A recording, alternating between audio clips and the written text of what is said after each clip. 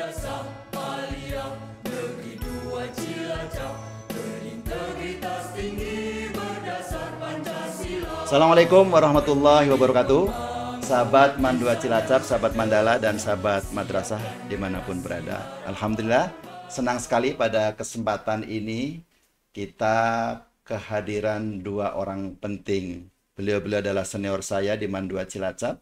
Dan selamat datang Pak Dr. Andes Sultan Nawawi, Bapak Haji Dr. Andes Sultan Nawawi, MPD, dan Bapak Udin Wardoyo, MPkim. Kalau Pak Udin ini pengawas atau pendamping madrasah masih aktif. Kalau Bapak Dr. Andes Sultan Nawawi ini sudah purna dari pengawas. Tapi karena orang pendidikan masih tetap terus belajar ya Pak Sultan ya. Yeah. Senang sekali sahabat madrasah dimanapun berada. Pak Sultan dan Pak Udin hadir mengikuti proses kegiatan workshop peningkatan sumber daya madrasah guru dan tenaga kependidikan di Mandua Cilacap. Dan beliau sampai tuntas, sampai penutupan. Saya ingin ngobrol-ngobrol dengan beliau berdua karena beliau seorang praktisi dan orang-orang yang punya idealisme untuk memajukan madrasah. Pak Sultan dulu, nih sebagai senior, sebagai juga keluarga besar Mandua Cilacap. Abah, tadi sudah sedikit menyaksikan kegiatan yang baru saja kita laksanakan dan kita memilih waktu di luar kesibukan layanan pembelajaran hari-hari karena ini sudah asesmen. Kemudian tema yang kita angkat untuk 3 hari ini adalah ada 2 isu penting yang sedang menjadi concern baik di Kemendikbud maupun di Kementerian Agama, yaitu kurikulum berbasis cinta. Ini merupakan pendekatan sebenarnya, tidak tepat kalau dikatakan kurikulum, tapi istilahnya udah terlanjur terkenal ya Pak Udin ya, kurikulum berbasis cinta. Kemudian yang satunya adalah pembelajaran mendalam atau deep learning istilahnya.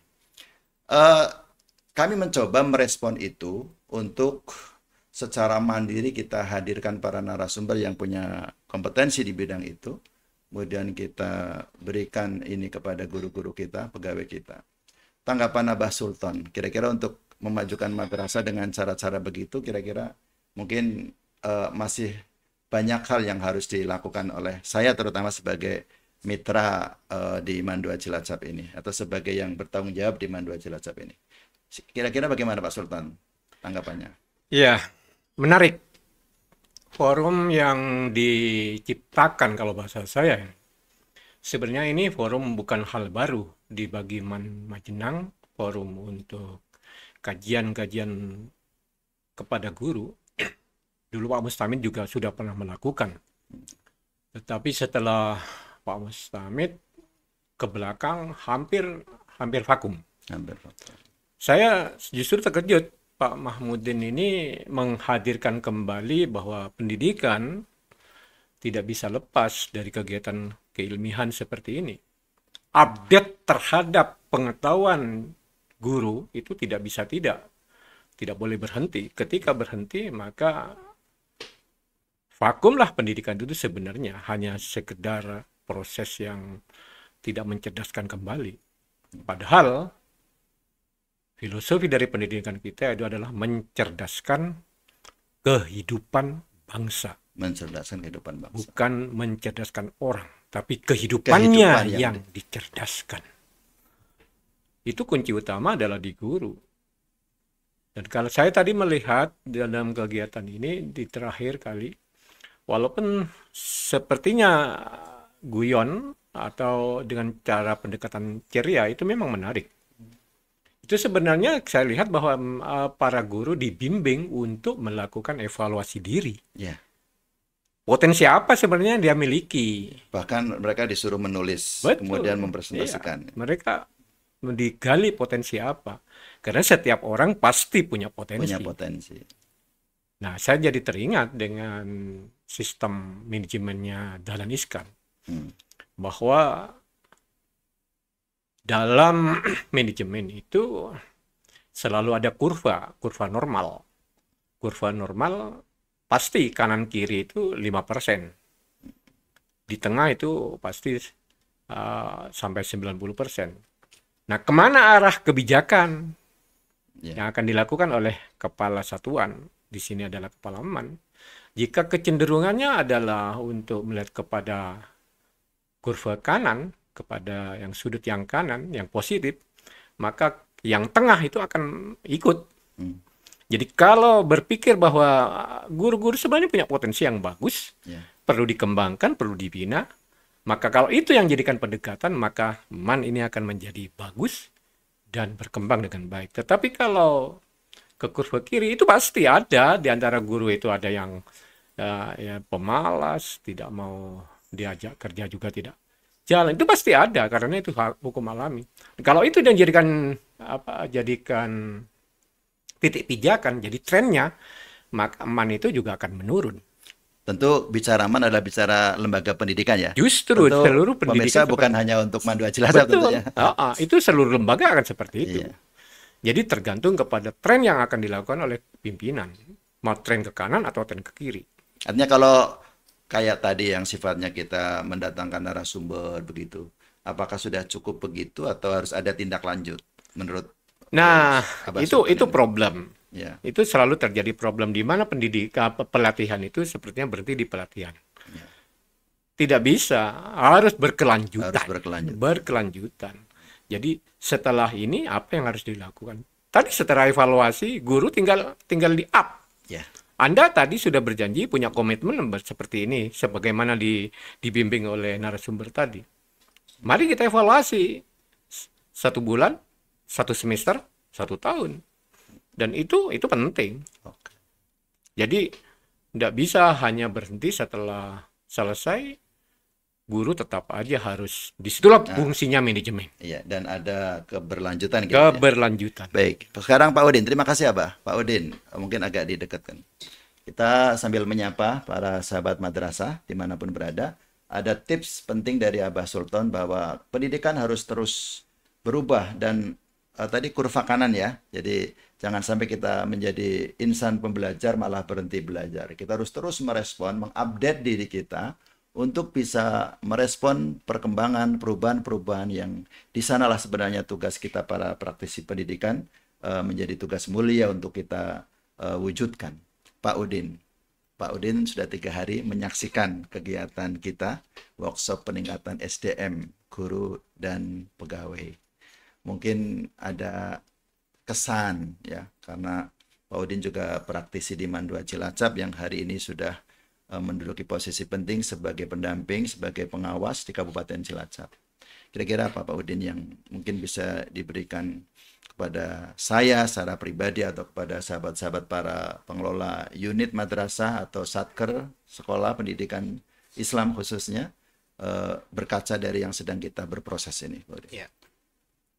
Ya, kalau kesan terhadap kegiatan kita 3 hari ini, saya merasa sebenarnya kita ada di rel yang benar untuk memperkembangkan kualitas, kemudian ketercapaian dari tujuan pendidikan itu sendiri. Tentu seperti tadi disampaikan oleh Abah, proses ini tidak bisa sebuah proses tunggal, tapi harus menjadi aksi yang bersifat terus-menerus. Karena hanya air yang terus jatuh yang bisa bikin batu itu berlubang. Ya, tidak satu kali. Begitu. Dan saya melihat teman-teman antusias gitu ya. Saya suka sekali. Padahal sudah hari ketiga ya, kelihatan semangatnya masih tinggi. Dari hari pertama mereka 100% lah kalau saya lihat. Dan ini puncak sih, di hari ketiga mereka nggak perlu diapa-apain, udah langsung. Karena sejak pagi juga materinya bagus full, ya. Full di ruangan ini semuanya, jiwa raganya itu udah full gitu. Ya, jadi saya ngerasa ini harus kita kembangkan terus. Dan dipelihara. Iya, dan iklimnya kita pelihara. Kemudian perlu juga menurut saya Pak Kepala sebagai koordinator, sebagai manajer di sini untuk atau sebagai dirijen. Iya, melihat atau mendengarkan apa yang inginkan teman-teman inginkan lagi untuk mereka supaya bisa berkembang lebih. Gitu. Sehingga ada sinergi, ini nih keinginan dari atas dan ini keinginan dari bawah. Ada satu hal ini menarik ini. Kita coba di hari kedua kemarin kita minta masukan. Kita rahasiakan siapa yang beri masukan biar yang penting substansinya gitu ya. Ada 3 poin yang kita anggap itu paling tinggi apa keinginan mereka. Satu, ini diteruskan. Yang kedua, diteruskan tapi di waktu yang senggang, yang dia sedang tidak sibuk. Nah, saya pikir tidak sibuk. Ini sudah saya pilih waktu yang dimana mereka para guru khususnya tidak harus masuk ke dalam kelas karena ini kan sedang kelas meeting. Yang ketiga, dia minta kayak outbound gitulah, keluar dari ringganan. Nah, saya menemukan problemnya. Kalau outbound mungkin bisalah direspon ya, kapan-kapan bisa kita keluar gitu. Tapi kalau waktu yang tidak ada waktu yang tidak berbenturan dengan tugas, ini waktu yang paling tepat. Ikhtiar kita dengan tim saya dengan tim kurikulum bahwa ini sudah selesai asesmen, masa menunggu pembagian rapot, ada proses. Kalau untuk proses penilaian sekarang kan kita sudah pakai digital ya, kita udah nggak terlalu kayak zaman dulu itu, makanya kalau kita menggunakan apa namanya Mas? Kuiper. Jadi kita lebih praktis sekarang itu. Tanggapan Pak Udin tentang itu? Ya, saya kira itu perlu disosialisasikan bahwa dikomunikasikan. Ya, dikomunikasikan kepada teman-teman karena memang waktunya yang Mas Pali memungkinkan kan sekarang. Ya, sekarang. Jadi satu itu, yang kedua misalnya untuk outbound mungkin nanti bisa dibuat semacam selang-seling atau selang-seling ya. Tapi secara prinsip semuanya bagus sih. Iya. Kegiatan yang bersifat intelektual seperti ini dan outbound yang bersifat fisik itu perlu ya? Jalan bareng. Iya. Dan saya menganggarkan kayak gitulah, nabung gitu. Ada anggaran pengadaan alat outbound. Memang sudah saya anggarkan itu. Iya, karena saya berpikir siswa pun butuh itu. Iya. Anak itu kalau hari-hari di ruang kelas terus, mereka itu bosan, jenuh. Maka depan saya juga pengen. Saya pernah baca buku yang waktu kita aktif di Perpus ya Pak Udin, ada buku Revolusi Belajar. Di sana ada Supercamp ya, yang anak-anak itu diajak outbound, mereka dia tes uji nyali begitu pulang dari acara Supercamp mereka punya semangat yang tinggi karena dia menghadapi banyak tantangan dan dia bisa mengatasi. Artinya sebagai pengawas yang masih dinas, setuju ya kalau ke depan kita kembangkan begitu ya. Setuju sekali. Nah, Abah saya juga sangat senang kalau Abah masih punya banyak waktu untuk berkontribusi karena bagaimanapun saya percaya Abah Sultan ini sejak masih di mahasiswa sangat aktif sebagai aktivis dan saya yakin Abah juga sampai sekarang masih terus menjadi manusia pembelajar kan ya Pak ya? Iya. Mungkin ada pesan-pesan sebagai closing Abah.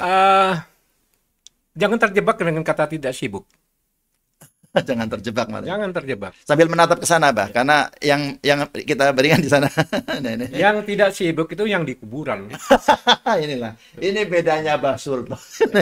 Mendasar dan saya sebut dia sekarang filosof. Jadi kata-katanya setiap katanya itu harus diperhatikan.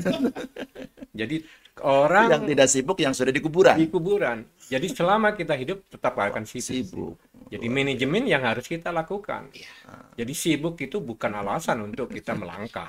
Sahabat Mandala, ini langsung dijawab ya oleh senior kita. Tidak ada yang tidak sibuk, kecuali nanti kalau udah di kuburan kan. Emang di kuburan juga nggak sibuk? Sibuk juga. Ya, sibuk menghadapi pertanyaan malaikat. Iya, kita sudah nggak tahu di kuburan. Sudah berhenti aktivitas. Kan tinggal mempertanggungjawabkan. Jadi lakukanlah apa yang bisa kita lakukan sambil dilaksanakan, Pak. Jadi kita lakukan apa yang bisa kita lakukan dan kehidupan itu akan terus berjalan. Oh begitu ya. Tetap lakukan. Jangan lelah untuk mencintai madrasah. Jangan lelah untuk belajar terus, gitu ya, Pak. Capailah bagaimana kita lahir sebagai manusia yang merdeka. Bagaimana siswa kita menjadi manusia yang merdeka. Yang tidak terbeban 4 penjara yang dilihat oleh Ali Syariati, yaitu penjara biologis, penjara sosiologis, penjara historis, dan penjara sosial. Oke, penjelasannya sesi akan datang. Ini panjang ini nanti ya. Baik Abah, izin kita closing ya Pak Udin. Ya. Sahabat Madrasah Mandua Cilacap, sahabat Mandala, senang sekali kerawuhan para senior dan banyak hal yang bisa kita kupas di podcast Mandala ini. Terima kasih para pemirsa, terus tetap semangat untuk berjuang di dunia pendidikan. Jangan lelah untuk mencintai madrasah dan mari kita terus belajar untuk bisa menjadi insan pembelajar yang terbaik. Terima kasih Abah, terima kasih Pak Udin. Assalamualaikum warahmatullahi wabarakatuh. Waalaikumsalam. Siapkan generasi